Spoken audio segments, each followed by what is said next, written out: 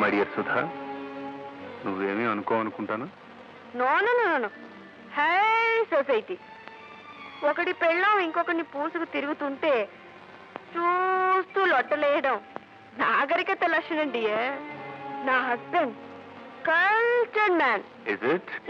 నేనేం చేసినా ఏమీ అనుకోరు కదూ డార్లింగ్.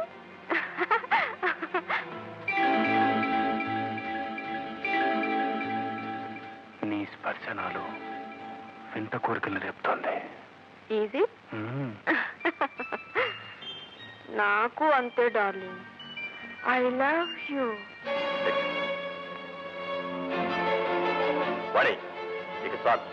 ఇంటికి పోదామరా?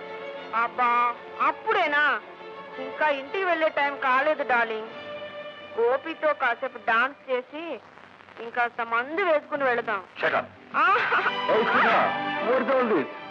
పల్లెటూరు బయటలా బిహేవ్ చేయొద్దు. వానికి ఇక్కడే ఉండాలి. I will drop her. కావాలంటే నువ్వు వెళ్ళు. మిస్టర్ గోపాలకృష్ణ, నీ ప్రవర్తన నాకేం నచ్చడం లేదు. ఆమెను ముట్టుకోవద్దు. ఏ, నువ్వు ఇంకో ఆడదాన్ని ముట్టుకోవచ్చు కానీ నన్ను ఇంకో మగాడు ముట్టుకోకూడదా? How fun it is. You selfish devil. Come on darling. Vani నీకు భార్య అయితే కావచ్చు కాక, కానీ నాకు ఫ్రెండ్ రా. కావాలంటే పట్టుకుంటాను, ముట్టుకుంటాను. It's my will.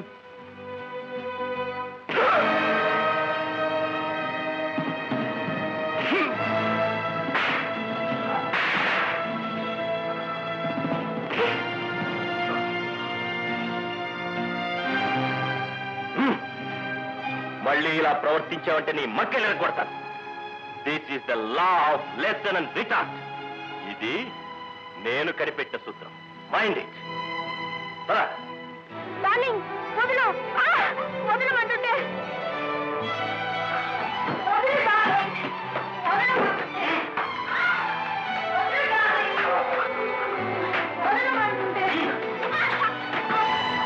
ఏమిటి డార్లింగ్? ఆ గోపాలకృష్ణ చాలా మంచివాడు. I like him. మా ఇద్దరిని ఎందుకు దూరం చేస్తావు డార్లింగ్? మళ్ళీ ఈసారి ఆ గోపాలకృష్ణ గారి పేరు ఎత్తామంటే నిన్ను నచ్చినట్ట. What is this nonsense? అతని స్పర్శలో ఆనందం ఉంది, వింత అనుభూతి ఉంది. ఇవాళ హ్యాపీగా తాగాను, జాలీగా డాన్స్ చేశాను. లాకొచ్చి ఇక్కడ పడేశావు. ఎవరో అన్నట్టు పండగ నాడు కూడా పాత మౌడేనా?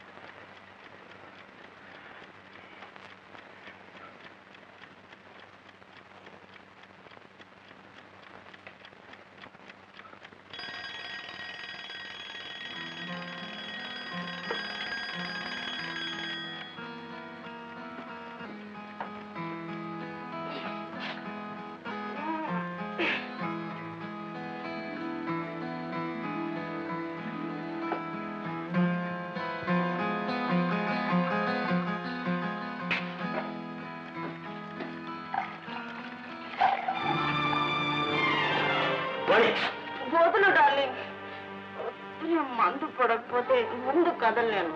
నాన్సెన్స్. ఇక నువ్వు తాగడానికి వీలేదు. తాగంటే నేను బ్రతకలేను డార్లింగ్. కాళ్ళు చేతులు వణుకుతాయి. Stop it.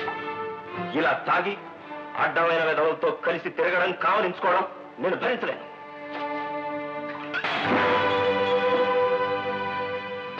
రాణి, నేను నీ భర్తన్న విషయాన్ని మర్చిపోవద్దు.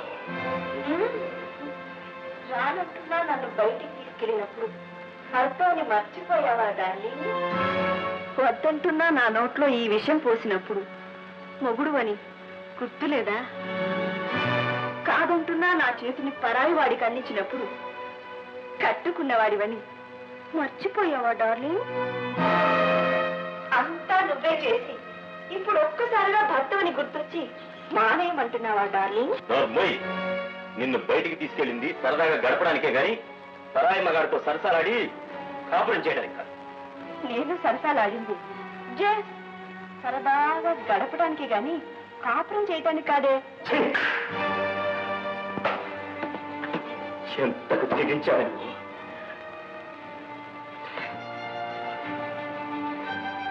ఆ రోజున ఈ తెగింపు లేదని నన్ను కొట్టావు, గుర్తుందా? అవును, అది నా తప్పే, ముమ్మాటికి నా తప్పే. నా వేలితో నాకనే పొడుచుకున్నాను, నా చేతులతో నాతనే నరుక్కున్నాను. నాగరికత మోజులో పడిపోయి నీకు లేని అలవాట్లన్నీ నేర్పాను. ఫలితంగా ఏ భర్త తన భార్య నోటి నుంచి వినకూడని మాటలు వింటున్నా. నాగరికత పర్యవసానం అయితే నాకు ఈ నాగరికత వద్దు. నన్ను తన వాణిగా చూడని వాణి నాకొద్దు. నన్ను మనసారా ప్రేమించే వాణి నాకు కావాలి. I want that Vani. I want that Vani. I want that Vani. నేను మీ వాణినేనండి, మీ వెనకటి వాణిని. మీకోసం రూపం మార్చుకున్నానే తప్ప మనసు మార్చుకోలేదండి. మీ తప్పు మీకు తెలిసి రావాలని ఇంత నాటకం ఆడాను. అవునండి, సాయారమ్మ పిన్ని బంగారు బాబాయ్ను నా చేత ఆడించిన నాటకం అండి ఇది. మా అమ్మ మీద ఒట్టేసి చెప్తున్నాను, నేను ఇంతవరకు ఒక్క చుక్క కూడా ముట్టుకోలేదండి. తాగినట్టు నటించాను. మీరు నన్ను తాగమని బలవంతం చేసినప్పుడన్నా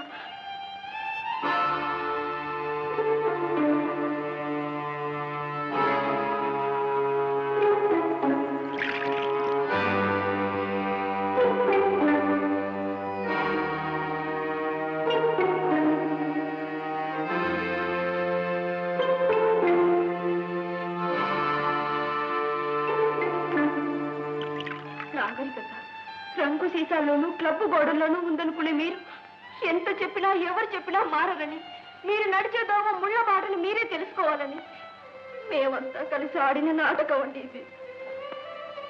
ఇదంతా నిజమేనా రాణి? నిజమండి, నన్ను నమ్మండి. ఇలా ప్రవర్తించి మిమ్మల్ని బాధ పెట్టినందుకు నన్ను క్షమించండి. ఏమండి?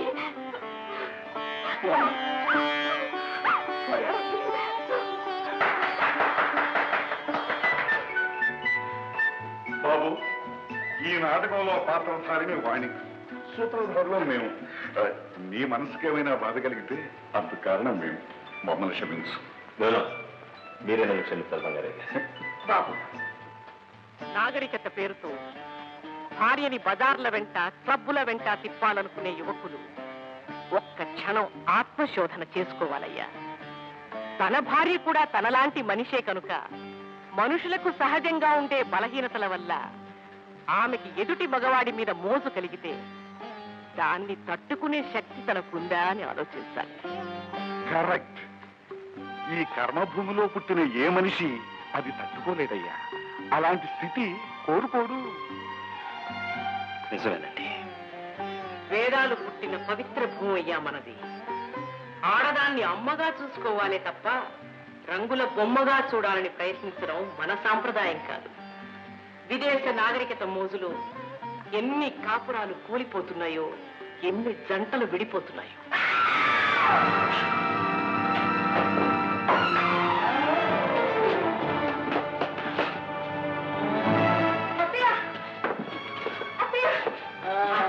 కారు గారి పడినట్టుందండి పాపం. ప్రాణానికి ఏమీ హాని లేదు. మనం ఈ కేసు విషయంలో కూడా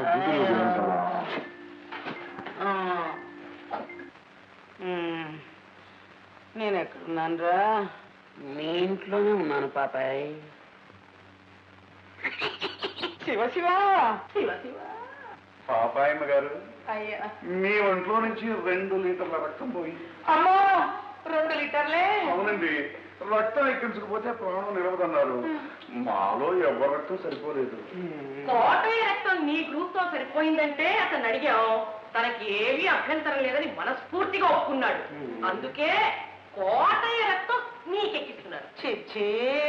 ఈ అందరానే రక్తం నాకు ఎక్కించడం ఏమిటి అని అంటారా? డాక్టర్ గారు వెంటనే గొట్టం లాగేస్తారు. వెంటనే నీ ప్రాణం పోతుంది. తర్వాత మీ ఇష్టం. వద్దు బాబు వద్దు. సుధా, ఏమిట్రా ఇదంతా? అది అంతే లేవే, ఊరికి ఐరన్ పడితే రక్తం ఎక్కదు. నువ్వు మాట్లాడకుండా పడుకో. అసలు మరేం భయం లేదండి,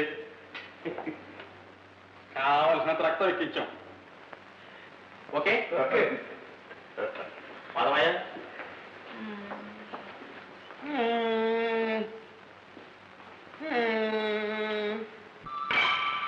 సుధా, ఇదంతా నిజమేనా? అక్కడే ఉండు. ఎందుకని? ఎందుకా? ఆ అంటరాని వాడి రక్తం నీలో ప్రవహిస్తోంది. ఇప్పుడు నువ్వు నన్ను ముట్టుకున్నావు అనుకో, తలస్నానం చేయలేక కావాలి.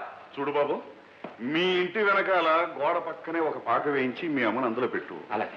కాకపోతే ఈ వయసులో ఎక్కడికి పోతుంది పాపం. పాకలో ఉంటే ఉండనివ్వండి, కానీ ఆ బావి మాత్రం ముట్టుకోకుండా చూడండి. ఎందుకండి? నీళ్లు బయటపడిపోతాయండి. అయ్యో, కరెక్ట్ కరెక్ట్. ఓ పొయ్యి కదిద్దాం, రోజు కాస్త బియ్య ఇద్దాం, ఆవిడ అమ్మడ వండు తింటారులేండి. బాబాయ్ గారు, మీరు ఏమనుకోపోతే ఆ వంట ఏంటో నేనే వండి మీకు పెడతాను. అసలు ఏమిటో ఈ గందరగోళం? నేను అంటాను దాన్ని ఎలా అయ్యానరా? కోటలో మైలబడిన రక్తం ప్రవహిస్తుందనేగా వాడిని అంటరాని వాడు అన్నారు. మరి ఇప్పుడు మీలో ప్రవహించే రక్తం కూడా ఆ రక్తమేగా, అందుకని మేము కూడా నిన్ను అంటుకోకూడదు. ఏమండి, వాడి రక్తం నాకు ఎక్కించినంత మాత్రాన నేను అంటాను దాన్ని ఎలా అయ్యాను? అందరి రక్తం ఒకటేగా. ఏమిటేమిటి? అందరి రక్తం ఒకటే కదా అంటున్నా. అది అన్నావు కదా ఆ మాట. ఈ మాటే మీ నోట వినాలని ఎన్నో రోజులుగా ఎదురు చూస్తున్నాం అమ్మా. పెద్దింటి పుట్టిన చిన్న మనసు కలవాడే అంటరానివాడు, చిన్నింటి పుట్టిన పెద్ద మనసు కలవాడు అంటరానివాడు కాడు అని ఒప్పుకున్నావుగా? ఒప్పుకుంటానండి. అది బుద్ధి గడ్డి తిని పిచ్చి పిచ్చి పనులు చేశాను. అలాంటివే మనసు పెట్టుకోవడం. మీరు చేయవలసిన పని ఇంకొకటి ఉందమ్మా. చెప్పండి. మీ గౌరీ కోటయ్య ఒకరినొకరు ప్రేమించుకున్నారు. వారెవరూ పెళ్లి చేసుకుంటానికి మీరు ఒప్పుకుంటారుగా? అలాగే, మీ ఇష్టమే నా ఇష్టం. అంతకంటే నాకు ఇంకేం కావాలండి? ఏమంటారు? తల్లి నోటు ఈ రోజు మీరు నాకు ఇచ్చారు. ఈ రోజు నుంచి మిమ్మల్ని పాపాయమ్మ గారు అంటారు. ఏమో అలాగే నాయన. Very good. మనం 3వ డ్యూటీ కూడా పూర్తయిపోయింది. వస్తాం. ఏమండి? బాబాయ్ గారు, ఏమండి? ఎవరు మీరు? మా అందరి జీవితాలు బాగా చేయకపోతే ఎందుకు ఇంత శ్రమ పడ్డారు? ఇప్పటికైనా చెప్పండి. చీకటి చూస్తున్న మా జీవితాల్లో వెన్నెలు కురిపించడం కోసం మీరు ఎంతో డబ్బు ఖర్చు చేశారు, ఎంతో శ్రమదానం చేశారు. చెప్పండి, ఎవరు మీరు? చెప్పండి. మాదో విచిత్రమైన కథ పాపం. మొదట్లో పూట గడవని స్థితిలో ఉండేవాడు. అదృష్టం కలిసొచ్చింది. కలప వ్యాపారంలో లక్షలకు లక్షలు సంపాదించాను. ఇల్లు కట్టాను, వ్యాపారాలు పెట్టాను. మాకు ఆడపిల్ల పుట్టింది. మా చీకటి బ్రతుకుల్లో వెలిగిచ్చిన ఆ పిల్లకి జ్యోతి అని పేరు పెట్టుకున్నాం.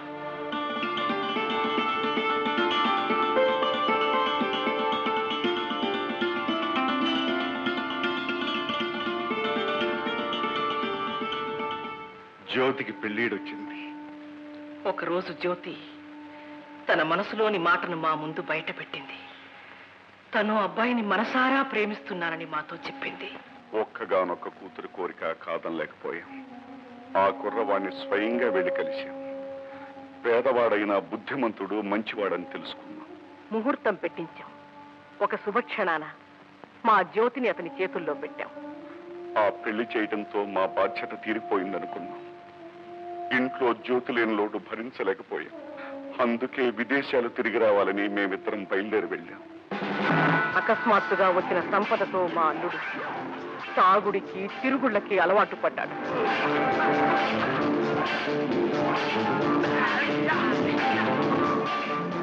డబ్బు చేయగల అన్ని దురలవాట్లకి బానిసైపోయాడట.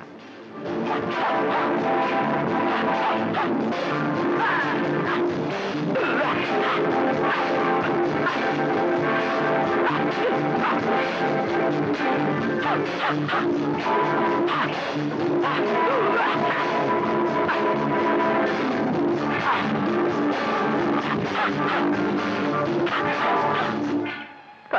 తాను కోరి చేసుకున్న వ్యక్తి ఇలా మారిపోయాడని విదేశాల్లో ఉన్న మాకు తెలియపరచడానికి అభిమానం అడ్డుపడి నిలువునా కాల్చేసే ఆ బాధను తనలోనే దాచుకుందిట ఆ పిచ్చి తల్లి. రోజు తప్పతాగి డబ్బు కోసం జ్యోతిని పీడించేవాడట, తిట్టేవాడట, కొట్టేవాడట.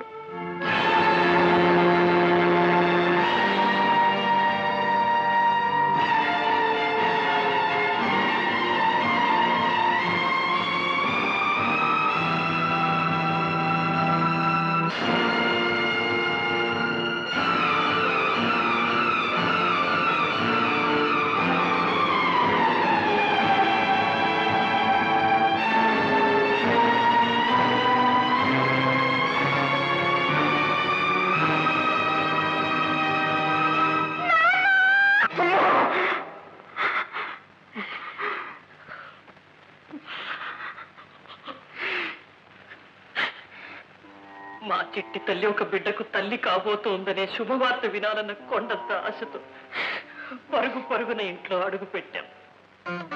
జ్యోతి, జ్యోతి, జ్యోతి, అమ్మా జ్యోతి, అమ్మా జ్యోతి, జ్యోతి.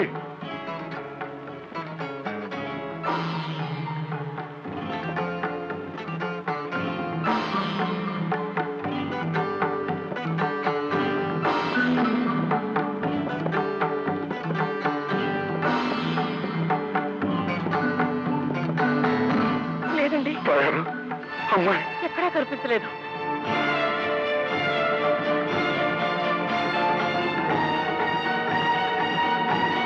అమ్మా జ్యోతి, జ్యోతి, జ్యోతి.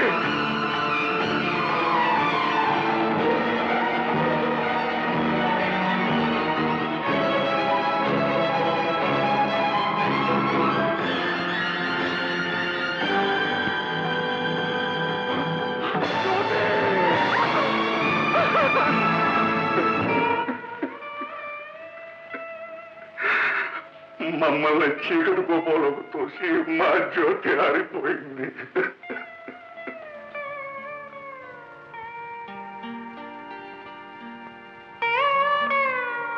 ఈ ఘోరం జరగటానికి కారణం ఏమిటి? ఈ దారుణానికి కారకులెవరు? మేమేనమ్మా. పెళ్ళైన కొత్త జంటకి పెద్దల తోడు అవసరమని గుర్తించలేని మూర్ఖత్వం మా బిడ్డను బలి తీసుకుంది. కొత్త జంట కాపురం కోడిగిత్తలకు కట్టిన కొత్త బండి లాంటిది. పెచ్చు మీరిన ఆనందం, ఆవేశం ఆ బండిని పక్కదోవలకు లాగేస్తుంటాయి, ముళ్ళ డంకుల్లోకి తోసిస్తుంటాయి.